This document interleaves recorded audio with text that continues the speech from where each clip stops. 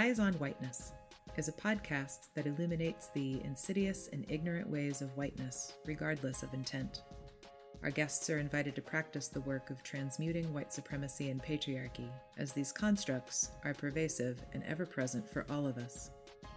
I'm Deidre Barber Vasquez, Black and Puerto Rican, lesbian, New York, Californian, living in the Southwest, mother to dog child Onyx, cis woman. I am my own, I am my mother's, I am Earth's, I am you. I'm Maureen Benson, a white, straight, cisgender woman living in Oakland, California, doing my best to be a principled accomplice for racial justice in these apocalyptic times. In Season 2, we're excited to share with you a series of incredible conversations with extraordinary guests that we invite to engage the question, what does it look like to be an intersectional integrity? We want to thank our brilliant and kind producer, Aaron Rand Freeman. And if you'd like to support us, we'd greatly appreciate it. You can find us on Patreon, Eyes on Whiteness, and you can rate and leave a review anywhere you're listening to this podcast. Welcome to the show.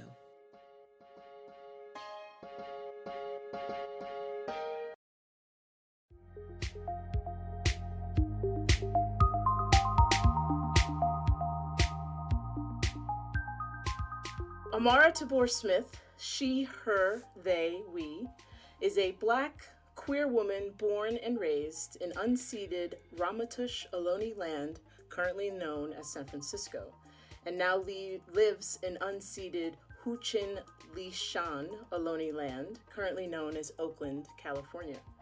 She is a choreographer, performance maker, and cultural worker who describes her work as Conjure Art. Her interdisciplinary, site-responsive, performance-making practice utilizes Yoruba Ifá and Lukumí spiritual technologies to address issues of social and environmental justice, racism, gender identity, and belonging. Her work is rooted in Black, queer, feminist principles that insist on liberation, joy, and well-being in the afro now. Amara seeks to create performance experiences where audience and performers converge to experience mutual vulnerability and transformation. She is the artistic director of Deep Waters Dance Theater. Her current multi-year project, House Full of Blackwomen, created in collaboration with Ellen Sebastian Chang and a collective of Black women artists and activists, addresses the displacement, well-being, and sex trafficking of Black women and girls in Oakland. She is a 2021 Rainin Fellow, a 2019 Dance USA Fellow, 2018 United States Artist Fellow, 2018 recipient of KQED's Bay Brilliant Award, and a 2017 Urban Bushwoman Choreographic Center Fellow.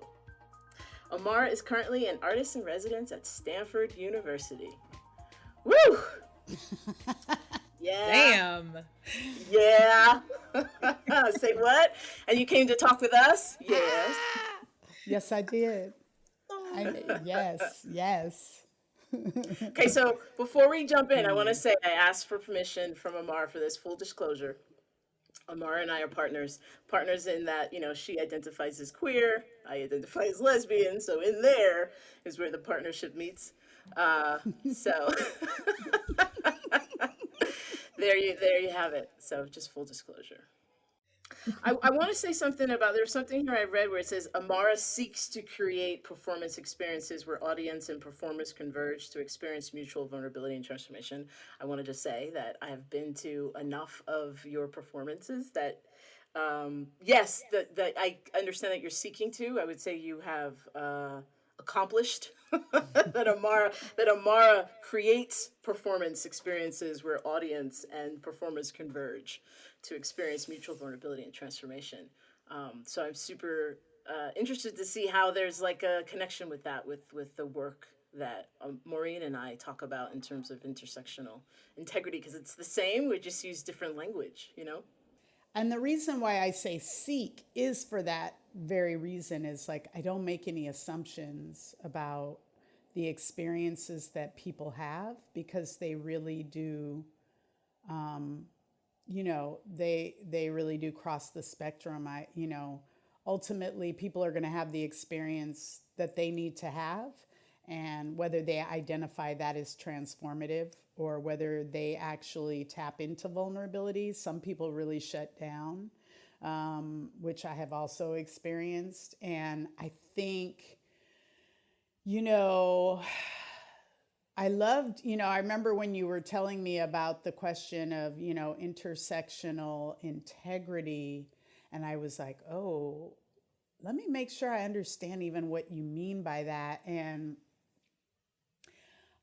ultimately, I think it really comes down, the essence of that for me, in order for me to be in intersectional integrity, is to be, taking self-inventory all the time, like without let up, which as an idea feels really daunting. But when I don't do it, shit can run amok, basically it's like my internalized, the ways that I uphold white supremacy on any given day, which I'm gonna do, whether consciously or unconsciously, the way that internalized racial inferiority, plays out in me and can wreak havoc in even the smallest ways. And I feel like it's the small ways that can be, accumulative and even more detrimental than the big outburst, and because so much stuff gone unchecked can, root itself deeper. So, yeah, I mean, that's how I feel about it. It has to start, everything starts and ends with how I am taking self-inventory on any given day. I really appreciate that you start in the I. That in and of itself feels to me like an act of transmuting white supremacy and patriarchy, that there's often that pull to go out, but it's really beautiful to hear you talk about the self-inventory. What does that look like for you? Well, so I'm a very spiritual person. So it really starts in the prayer to even just, that I'm always praying that I am walking in alignment with my highest purpose and highest good. And that is not only that I am moving in that way and that I'm, that I'm taking self-inventory, but that I'm also being, that I am learning how to be forgiving and compassionate to myself when I trip up, because I always do when I fail at it. And yeah, it means always starting in the I, because I feel like part of, dismantling internalized patriarchy, white supremacy, all of that requires that in order for me to think collectively, I have to first also heal from, the hyper individualistic nature of our socialization. So I'm socialized as an individual. Don't matter that I'm like, yes, my community, we are all one. But if I'm not really checking in with, how am I doing? And also, how am I taking care of myself? Like my self-care is my community care, So it's recognizing that. And self-care, because that is a term that can often be seen as overly selfish. Mm-hmm. I like to see it as self-full, that it's like, if I'm really, taking care of myself, then I am better equipped to show up in care, and be in care of others that are in my community, in care of the we, because I'm fully participating. Otherwise, if I'm coming, watching our sort of social justice movements really, in all of their, like all of the beautiful work that's done, and how I see folks inside of these movements, inside of the organizations, be self-harming, and that actually ends up harming other people. Because if you're self-harming, you will harm others. Period. End of story. This idea of like, oh, I'm going to abuse myself, but I'm going to take care of the world. Within that, the quality, if nothing else, the quality of that care is tainted, and I really feel like that's a piece that we really, in sort of the fast pace of capitalism that says, get it done, get it done, get it done, then there is no time and space for self-care. It's, it's objective driven, but the quality of it is still upholding the very system that it's tending to, it's wanting to dismantle, So we really, so speaking in the I really have to start out in prayer to ground myself, because I do move quickly. That is in terms of a personality trait. I'm like, oh shit, we got to do this. I got to show up. I got to get it done. I'm like, I'm a good person to call on in, triage, because emergency situations, because that's where I really focus, and it means, and so that can be both a strength and a challenge, and the place that I need to devote more time to is slowing down my pace, and really not like, if I get up late in the morning and I feel like, oh no, I don't have time for prayer, I gotta get busy. I have to be so intentional that, okay, maybe my prayer's not going to be as long, but your ass gonna sit down and pray. Because when I don't, and I'm like, oh, but I just really didn't have time, I'm a hot mess. I'm a hot mess inside. And sometimes I'm a hot mess outwardly. But internally, I'm definitely like, I'm not grounded. And I'm not centered.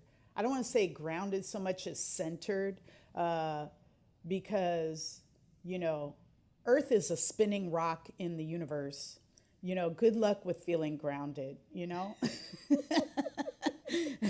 It's like, I got to be grounded. I learned that from somebody whose Tai Chi teacher told a student that once. It was like, they were like, I can't learn to form unless I'm grounded. And he was like, you live on a spinning rock in the universe. Good luck with that grounded thing. So I'm like, oh, right, center can be, that's something that I have more agency over than this idea of feeling stable on a ground that's always moving, I don't know, did I answer your question? I go off on tangents. Wonderfully so. I want to say, you said something that I'm like, I want it to be, I want a t-shirt that says my self-care is community care. I think that is. Well, you would be the one to make it. You would be the one to make it. There's a possibility that that's going to happen for sure. Right, I really love that. My self-care is community care. There's something that you said, Amara, that I want to go a little bit deeper, just in terms of folks. I'm wondering, like, if there's folks who are listening who, I know there's a lot of people out there who really adore you, and also look up to you. And there's a lot of performance makers, dance artists, who really look to you as a means to sort of help them understand how to move forward as well. And so I'm interested, like, what are some of the intentions you set as you design or create your Conjure Art, right? And whatever that means to you. But, like, are there any specific intentions that you find yourself setting? Absolutely. So this definition, conjure art, I'm hesitant to say, oh, I created this definition to describe. I gave that term a definition that I've been evolving over time. It's not stagnant. It's constantly in evolution. I call it a work in progress definition, and I'm sure others have used it before. So I just want to acknowledge that. But when I sat down to start to create a definition, I wanted to create a definition that would hold me accountable to like what, I'm going to say, oh, I make conjure art and that just means I can do anything I want to do. No, I wanted to give it a structure so that I stay true to that, right? And part of it is, I take conjure work very seriously. I really, one of the things I say is that, my work is rooted in, I bring up issues of like, in my bio, addressing issues of racism and, the environment and all of that. But I don't do it to create trauma art. I want, my goal, excuse me, is to shift the vibration of the issue through the work. So sometimes I'm addressing an issue in the piece and we never actually mention it. And part of the reason is, especially in this age of, social media and being over inundated with news, you could learn more about an issue than I could ever bring up in a piece. And, in an art piece or in the, the performance work or the performance ritual work.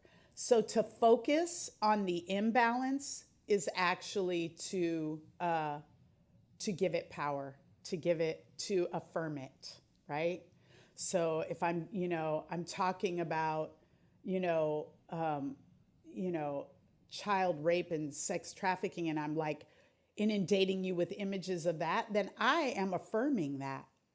And I don't have any desire to do that at all.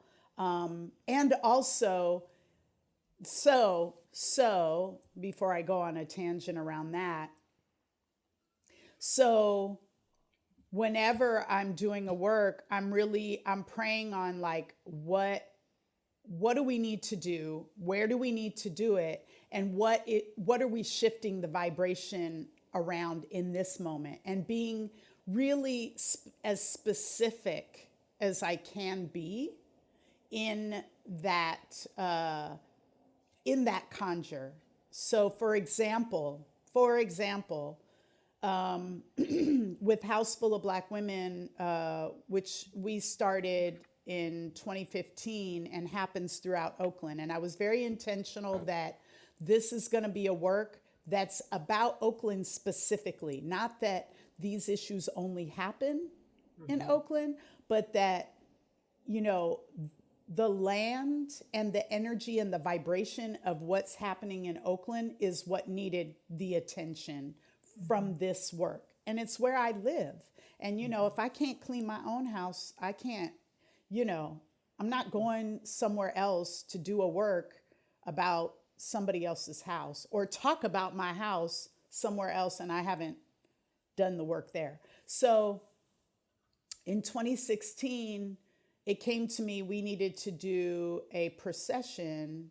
And the root of it was around dealing with sex trafficking. And where we were called to do it was in downtown Oakland. And the prayer was, that the truth come to the light. Mm-hmm. That was the prayer. And so we didn't announce it because we never do. When we do these processions, and that's one aspect of the performance work is the procession. But the procession work, we never announce it. We show up. We know when we're going to do it, but we don't advertise or go on social media like, hey, we're going to be on the streets. No. And we don't say what we're doing. We're just there. And, what's the intention behind that choice? The intention behind that choice is those who encounter it are the ones that need to encounter it. Also, look, here's the reality. If you go to a performance, right, and I say, oh, we're going to do this procession, come. You have already put on all your masks. You have prepared yourself in your mind for an experience. Whether that's the experience you have or not, you're like in mode of like, oh, I'm going to see something. When it happens to you, that's where the vulnerability is. That's where you have a moment where you can make a choice of, what is this? To either shut down. Some people get really freaked out. People have said all kinds of things out of fear. And other people have ended up following us. Some folks have been in the situation where they were in thought or going through something, and then our appearance was an affirmation for them in some way. That doesn't necessarily happen in the same way when you are prepared to have an experience, or you're in your mind, you've prepared yourself in a certain kind of way, can make you less available for what just needs to happen, right? So that's the reason we do that. And in this particular procession, we had scoped out a route, and we ended up, for some reason, going on this other street, and then we came back. Well, what we found out later was that block was one where there had been reports of child sex trafficking happening indoors, like there was a place that was set up that folks were going to. We found this out. The other thing that happened, and I'm not going to take credit for this, but the timing of it was interesting.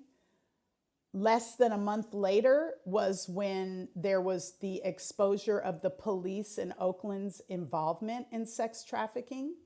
And I think it was three police chiefs had to step down within like a matter of weeks because of their knowledge or involvement.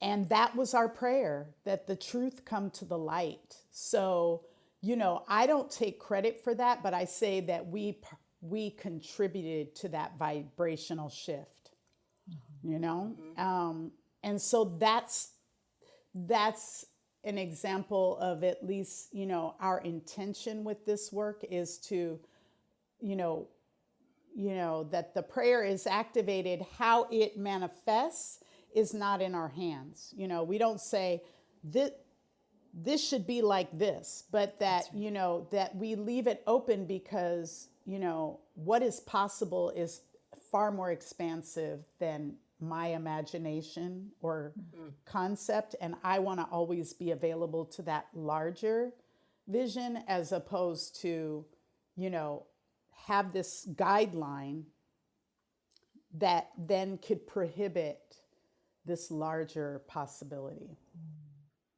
It's really beautiful. It's like, from what I'm hearing, like the way that I'm receiving it, I heard so many intentions. Like I heard so many different beautiful layers of intention. So first I want to acknowledge that I heard, and it's really beautiful, like the intention of shifting the vibration through the Conjure Art. Like that really resonates to me, just how I see the world. I think all things are energy, and all energy has a vibration. And what I hear with that is this really beautiful intention to trust the process, which I think is really important in work when we're trying to influence, like you're saying, like in work that we are trying to influence a shift or a transformation or a change. Like you say, like I may not exactly know what it's going to shift into, but I know that I want to be a part of that. And I think that's part of, like when Maureen and I start talking about transmuting white supremacy, when I'm working with people around it, I'm often telling people like there's a lot about this that we have to trust the process, because the insidiousness of white supremacy and patriarchy means there's a lot that we cannot see. Right? There's a lot that we see, but there's so much more that I think even now during this time, Maureen and I were just talking about how people are feeling. There's a lot of people experiencing deep fatigue and they can't understand. And I'm often thinking, I'm like, that has a lot to do with the vibrations and the things that we can't see. And there is a shift that's happening around white supremacy and patriarchy. So I really appreciate it. Like there's a certain amount of when I have found that as I'm getting into it, sometimes I will question myself, like, am I actually transmuting something that's always happening? You know, like white supremacy is always happening. So am I actually transmuting it? And then remembering I have to trust the process, right? I have to trust that I do have agency and power within from the I. To show up without the mask, right? To show up in vulnerability and to do what I need to do. So that's what I heard. And I really appreciate you sharing that.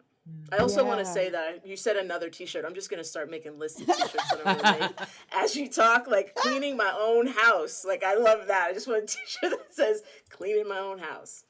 And I'm still learning how to do that, as you know. Yeah. I just wanted to share too. I mean, one of the things I heard in what you're sharing is this beautiful transmutation of the ways that white supremacy and patriarchy will have us both give energy to the thing we're trying to dominate. And I really heard you name, we actually don't want to give energy or power to the issue, for example, that we don't want to give power to that. We want to give power to other places.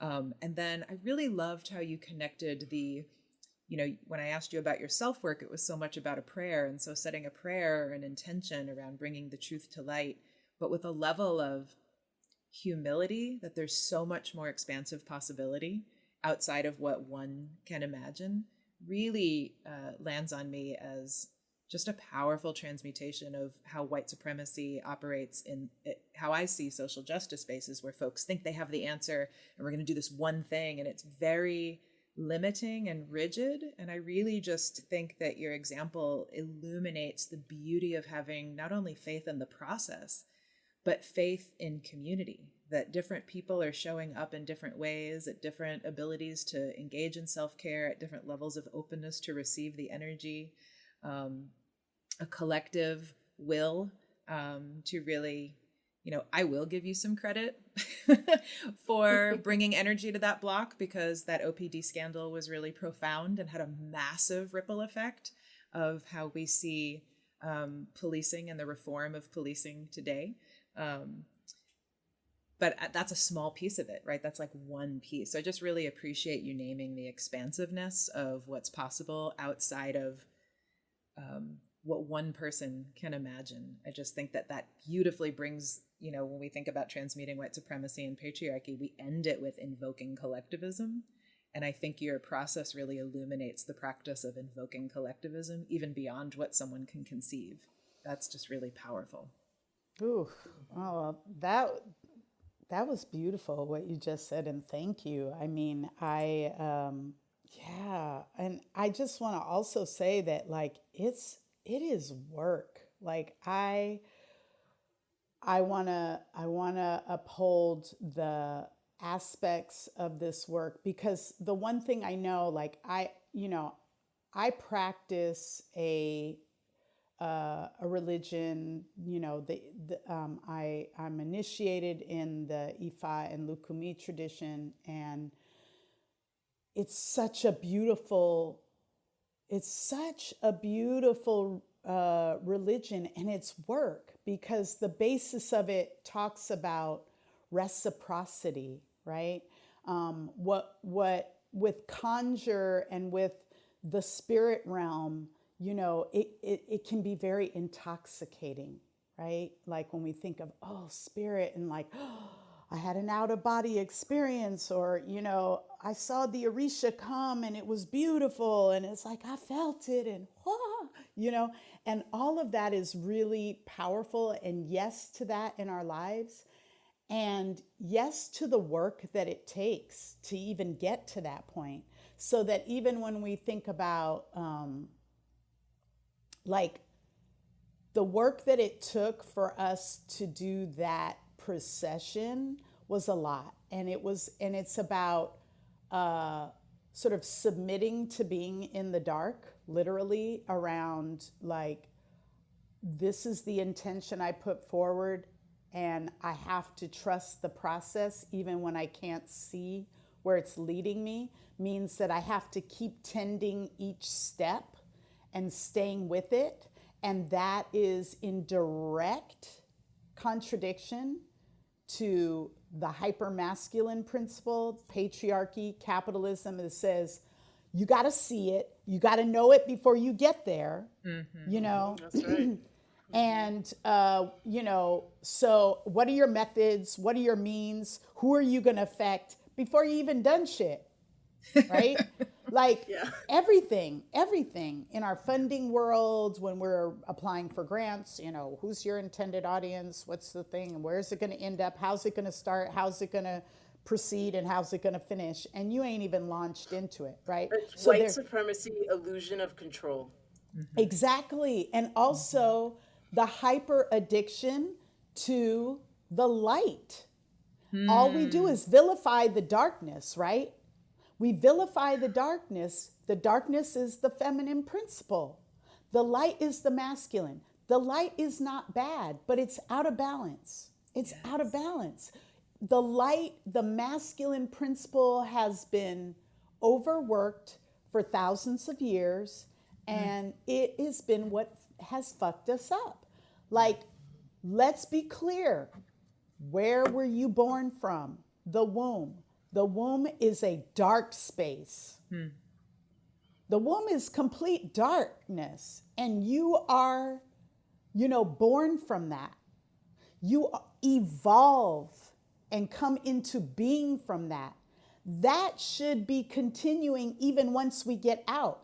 There's supposed to be place for our evolution and our continued evolvement that requires darkness. It requires darkness. You know, it's like, don't ask me to be innovative and then say, okay, so how are you going to get there? Well, if I'm being innovative, then I'm charting territory I don't know. So obviously, I can't answer that question.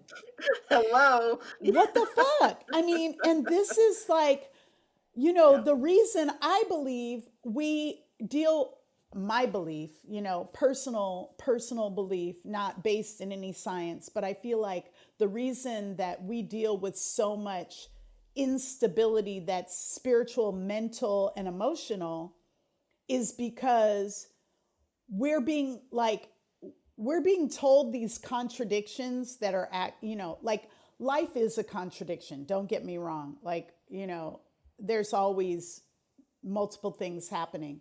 But this way that socially it's like, be innovative, but know where you're going.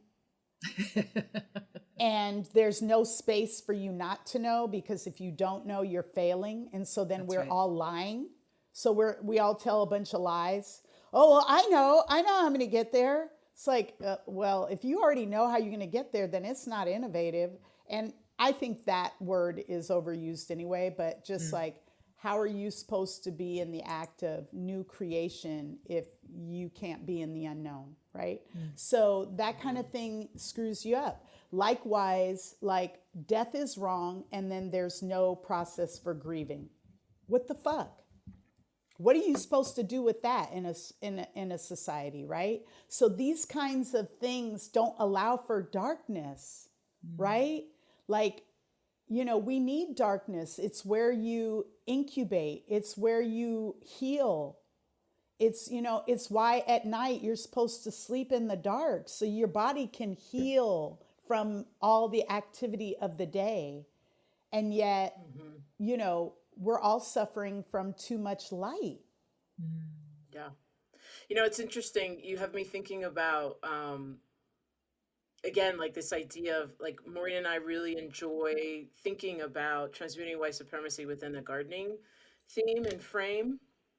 And so, you know, as soon as you said the thing about, you know, light versus dark and the imbalance, right? Not to say that light is better than dark or dark is better than light, but that there needs to be a balance, right? And we're lacking that balance. I often think about, and I hear you saying this, it shows up in your work of like, the process of transmuting really means it's about the cultivation of either a new seed or a new idea that has to happen in the dark, right? That seed goes down into the earth and we can't see what's happening, but it's all the things, it's getting what it needs. And if it gets what it needs, you see the seedling, right? And that seedling the seed produces the new growth. And I think that there's a lot of retraining and reframing of our brains and our thought processes that we have to do to think about it in terms of, there is an impact for me running from the I, running from myself, and not slowing down and being still. Because I think of the dark and that space of the womb and that space of nutrients and like stillness being where we find those innovative ways, right? That we find and either, to get really mystical for some people out there, like we connect to a certain vibration that is about helping us see, here's a different possibility that you've never seen, right? And I like the idea of being intentional about that. Because it is in contradiction to white supremacy and patriarchy is constantly going to move us away from the idea that we have body integrity, that we have autonomy, that we have the ability to actually shift things on the real, right? To create things that are not already created. And when the busier the construct of white supremacy and patriarchy can keep us running around busy, in all these different social media channels, watching all this Netflix, and I'm not judging, I don't do the social media, but I do the Netflix. And I had to catch myself, right? My way of transmuting is just making note, like what you started with, Amara, at the very beginning of like starting from the I, just being really intentional about, thoughtful about what am I doing, how am I moving, how am I stepping forward. And I think the important thing is like, and I wonder if you could talk a little bit about this for you.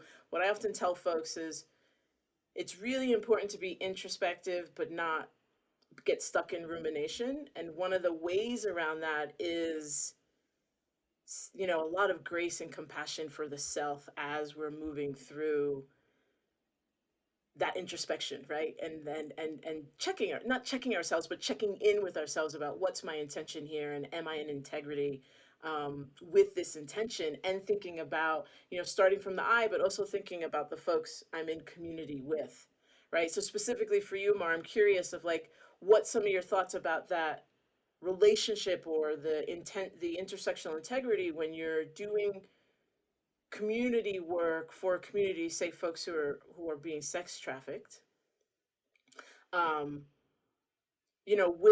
What for you, what does it mean to be in intersectional integrity when doing that work with a community that is so targeted, right? And that is so silenced and made invisible? Yeah, well, the first thing that I do is that I am not, like I disrupt, I work to disrupt the relationship of what that work looks like, which is that I don't come into something and I'm like,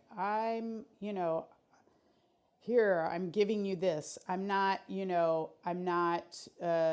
doing outreach, and I don't have like what I value the energy that I can bring to something in support of those that actually, are survivors, of that experience, those who are surviving, those who've been doing the abolition work, and that's their calling is to do that work. I am called to support that work. So I come in, I'm a collaborator by nature, even as an artist, that, though I'm always the reluctant, I'm reluctant to be in any leadership roles. I take that on where, that is, asked of me to do that, but it's not, but where I thrive is like, how can I support the vision? Or how, am I working with people to cultivate my own creativity and inspirations that can be of service, right? So, so even, specifically in that work, I have been in service, the artwork, the conjure artwork, the ritual performance work that addresses these issues has been in service of those who are who are on the ground daily doing the sex trafficking abolitionist work. I am not that person, I am learning, I'm learning more, and the more I learn, the more the more deeply I feel committed to this work over the long term. And I will always see myself as, how I am in service of dismantling rape culture in our society. Because, so that's how I see it, just in general, like to answer your question, is that I don't, what happens often is, and especially for artists and doing social justice art, is that there's this tendency of like, okay, I'm going to go work with this community. Number one, I don't do work with any community outside of my own that I have not been invited into. That's right. If that community, and this is a principle that I didn't make up. It's a principle I learned as a member of the Urban Bushwomen Dance Company that I used to work with in New York, who has been doing community engaged art making, dance making, for a very long time. And one of the core tenets to the community engagement work that the company did, that I learned being a member, is that, lesson number one, you don't go and do community engagement work with a community that didn't invite you to be there. You don't get to, because that's white supremacy. That's right. Colonialism. Oh, I'm going to come in and save you. I'm going to come in and give you something you don't have. No, we need to be in a sharing. I might have something that will be beneficial, but you also have something for me. It goes both ways. And if it's not going both ways, you shouldn't be there. If you think you're giving a handout or you're there to just extract, and that's part of self-inventory. Why am I here? Why do I want to do this work? Why do I want to do this work? And why, and what, and why, and who, what makes me the person to do that work, right? Because those are questions that sometimes we don't ask. We get moved, I want to go in the prisons and I want to work with prisoners, right? Okay, what is your intention? Do you want to shift the vibration of incarceration? Because if that's not number one, don't go. That's right. Don't go, because that's extractive. Yes, it might be great. You might have something great to offer them, but to me, it's like, if the condition isn't going to change and you're going to leave with a big old grant or a big old dance piece or a big old performance piece that was like, and we did a piece about our experience in the prisons, and their condition ain't different, then that's extractive. Period. Hello. End of story. Period. End of story. And then you move on to the next project. Nah, I'm not down with it. And, whatever, if that's what folks That's a really great do. example of what it means to be out of integrity. That's right. Maureen, you and I always talk about, how do people know when you're out of integrity? And I think that's a beautiful example of being out of integrity. If you're creating a piece that about the prisons and then you bounce and the prisons are still fucked up, and you're out here getting more grants because you got this video running around on social media about your prison video. Yeah, I mean, I just say be really clear what it is that you're doing, and ask yourself, why, if I'm the one to do it, if I feel really strongly, why do I? Because this is actually it gives us an opportunity to see where our egos might be driving the show. Look, we all have an ego. We all have one. And, the ego is like our teacher, but should not be our leader. And there's a difference. That's another t-shirt. I was just about that. I'm like, third t-shirt. It's like, it's the difference, and so, yeah, I mean, I just, this is, I feel the important piece. I want to go back to something you were saying around it's a constant tending. Like if we're going to dismantle white supremacy, we have to, I believe, or maybe I'll speak from the I in this moment. I know that for me to dismantle white supremacy within me, that I have to be tending my own soil, I have to see where is it, where are my weaknesses, be taking self-inventory constantly, see where I'm rushing to conclusions, see where, and also where my wounds are acting out, right? Because, I can get very triggered, and I gotta just be mindful about what my responses are, and and where are my responses a result of untended wounds. And I think absolutely all of us who are doing the work of healing from white supremacy and patriarchy, we better be doing our grief work all the damn time. All the time. And that's everybody. White folks need to be doing their grief work around how white supremacy messed them up.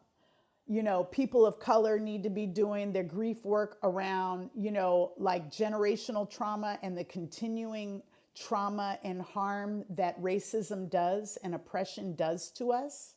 Like, we're all wounded by this, and we need to be doing that grief work, because untended wounds, untended grief is going to find its outlet. And it's going to be, when we lash out, or when we're overly judgmental, or when somebody triggers us and we want to cancel them and then go into cancel culture. There's always going to be some people who it's like, okay, I can't deal with, right? Maybe I just, maybe I'm not evolved enough to see the good in you. And let me own that I have my limitations. But that's very different than cancel culture, where it's like pointing the finger and it's punitive. That's white supremacy still at work. Yes. That's patriarchy still at work. So where do we find, we have to again, reach. I feel for myself, I want to always reach beyond, I want to be open beyond my limited imagination. So I don't know what a world looks like without patriarchy and white supremacy. And what I also know is that when those systems go down, there are aspects of those systems that I have relied upon that I'm going to lose. And I need to be ready to let those go and grieve that loss.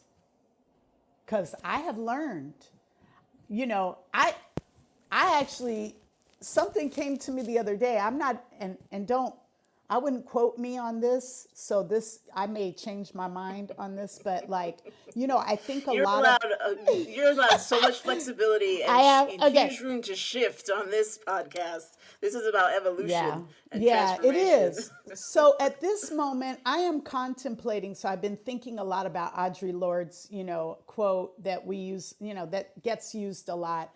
The master's tools cannot be used to dismantle the master's house. And, for a while, I was saying, yeah, well, we live in the master's house. And then I was like, oh, shit, we are the master's house. I am a fucking brick in the master's house. I'm one of the pillars. So, like, I have to understand that I'm going to be dislodged, to dislodge, like the power of that is like, oh, if we actually, take ourselves apart, the master's house, like the structure will fall. And, I might get hurt in the process. I might, my identity will change because I will no longer be a part of a system. I will be a board. I'll be a stick. I'll be a sink or, and so I will lose an identity. I will lose many identities that I might hold dear because, so who will I become? And so I've been thinking like, oh, if I think of myself, as that, then I actually, it can be like, shit, I don't want to be no master's house. But like that feels like it gives me agency and gives me another way of sort of thinking strategically about how I dislodge, my beam that's part of this structure and roll out back into the field in the grass and decompose and become a tree or whatever,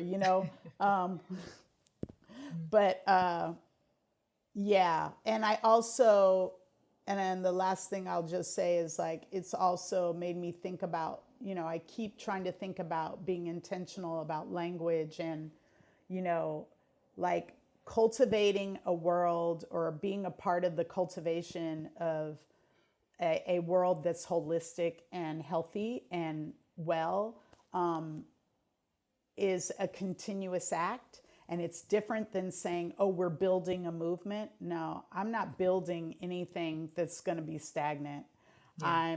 I rather cultivate because that means that there's always room for renewal and retending and regrowing and decomposing and regrowing as opposed to creating these structures that then we have to unlearn because we've moved beyond them. I really love how what you were just sharing around the loss, being willing to accept the loss of identities, for me, brought me back to what you were sharing about the importance of dark spaces. Because I heard what I took away from what you were saying was there's power and innovation or infinite possibilities that can come from letting parts of us die. Right. And when I think about the cultivation, that's how it works in the garden, right? The different elements of the garden die, we compost, right? And new identities or new plants or new life emerges. And so I think it really just shows, not that I'm surprised, but I just want to name it and speak it into the space. Like it really just shows me how committed to being an intersectional integrity you are as a human being, really, I'll just share really vulnerably. I'm having a little bit of grief because I'm aware that I had an assumption about what you would share today. I wasn't even aware of that. And I was realizing that I had an assumption that you were going to, and you did, but you did it in a way that was very different than what I imagined. So it actually just proves the point of like, set an intention, don't have a specific thing. But my assumption was that you were going to share what it would look like for others to show up in intersectional integrity. And what you really did beautifully was just show what it looks like for you to be in intersectional integrity. And And I'm just really moved and touched by it, and also aware again how white supremacy and patriarchy shaped an assumption. And so for me, it's just another learning of how important it is to do exactly what you said, which is to set intentions and remember there's infinite possibility beyond what any one person can imagine. But I'm navigating a little bit of grief in that, because I'm like, ugh, I'm so glad I actually just sat back and listened, because that could have gone very differently. I felt myself like wanting to ask questions around an assumption I had, and that would have may have stifled you, right? And I would have lost this brilliant opportunity to learn from you, just being so willing to stand in the eye and show what the work is, not tell what the work is. So I'm just really sitting in gratitude. Well, thank you for thank you for saying that. And I think that, I don't know that it would have unsettled me. I think I would have come back to the eye because, like, again, I feel that, that's, for me, I can only speak from that place. I don't know how to tell other people how to do something that I'm still learning. I always hope that just speaking from my own personal experience, that someone can, find where they resonate with that and also choose where they don't, as opposed to me talking about how this is my method for the world. This is my intention to participate in the world as best as I can. And that also may resonate with other, someone else or somebody's else, But it's a wild thing. And I don't know where I was going with that. So I'll leave that right there. But thank you for saying that. Yeah. Thank you for being here. I think, thank you, Maureen, for bringing that up. And I want to say, it's always a pleasure.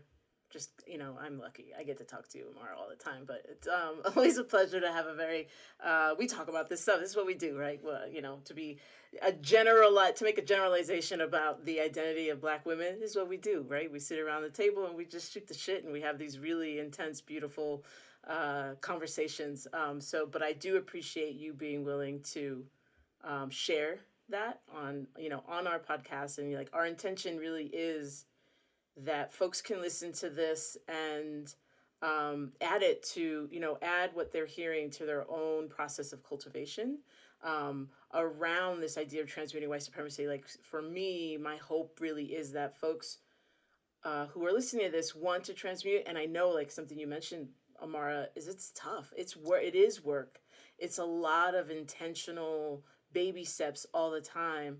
And that's why I'm often, reminding myself that, yes, I want to do this. So it means holding a lot of grace and compassion for myself, right? And that understanding that if I want to take my brick and shift my brick in the house of the master's house, it means I'm likely going to do some harm to others and to myself. And where's the grace and compassion and the accountability and the amends that I might need to make in that work and keep moving forward. But I say all that to say thank you for offering, hopefully, not just myself, but someone out there who's listening, a potential roadmap, right? To sort of think about things that are coming up for them when they're creating their art, or thinking about engaging in a community, or, moving with other people. What does it mean to really, with integrity and trust in the universe, move from the I? That if I move from the, moving from the I allows me to show up in the we in the way that can create reciprocity, right? Mm-hmm. That can create space for actual innovation. And I really loved how you were talking about innovation and grantors. That's gonna probably be an episode. We're probably gonna need to get a foundation person on here. Let's have a conversation. But can just I really say, it's. Yes, oh, no, go ahead. Sure. No, go ahead. I was just going to say thank you. Just there's so much. Like, I know that I'm going to be able to listen to this again, and you just drop so much fertilizer on the path of cultivating, what it means to transmute white supremacy and patriarchy on the daily. Well, I just wanted to say, because something you said, Deidre, just reminded me, and it goes back to just in terms of I think in the beginning I was talking about, right, my self-work is the community work. I think that piece is so critical. The work that we really do around identifying how white supremacy is showing up in ourselves and that is so crucial because again, it's like, the self, but what's it going to do in the world? If we don't trust that, like that saying, be the change you want to see, if we are not being that change, we will not see it. We will not see it. It doesn't matter how many protests we go to, how much work we do out there. If we are not doing that work, it really won't change. And I feel like that is the thing, if there's, what is the to-do, that I would suggest or, impart for anyone who's listening is like commit to that deep self-work. I'm not talking about go to the spa, that's all great, but like the real contemplation of like, where am I carrying forward some legacies that are in me. Like I need to ask constantly and listen, because there may be some ways I'm doing it I don't even see. Oh, my great-grandfather was a slave master. Yeah, I'm not that. But what characteristics that are not as overt might I be perpetuating forward? That means like doing that self, like really committing. And that's the mundane that I was talking about in terms of my spiritual practice. There's the like, when the Orisha come, there's the, when we pass a bill that we've been working on. But that's that one thing, like if everything else around it is still staying in the dis-ease, then it's not going to be as effective. And if we can't recognize the small victories as being the step forward without, continuing to be frustrated by what's not changing, it's like Deidre, you said this earlier, like there's all this stuff that's shifting that we don't even see yet. There's a lot of stuff that's coming to the light, right? Which is the root of the word apocalypse, by the way, the truth revealed, right? So we are in the apocalypse. Give thanks. The thing we've always been taught to be afraid of is the very thing we need to propel us forward, right? So the point being is like the self-work is the communal work. Perfectly said. Thank you. If there is a perfect time, see, even with me, like that's the constant. That's the white supremacy in me looking for perfection. So I will actually say thank you. That resonates. What you said resonates with me. I hope it resonates with others.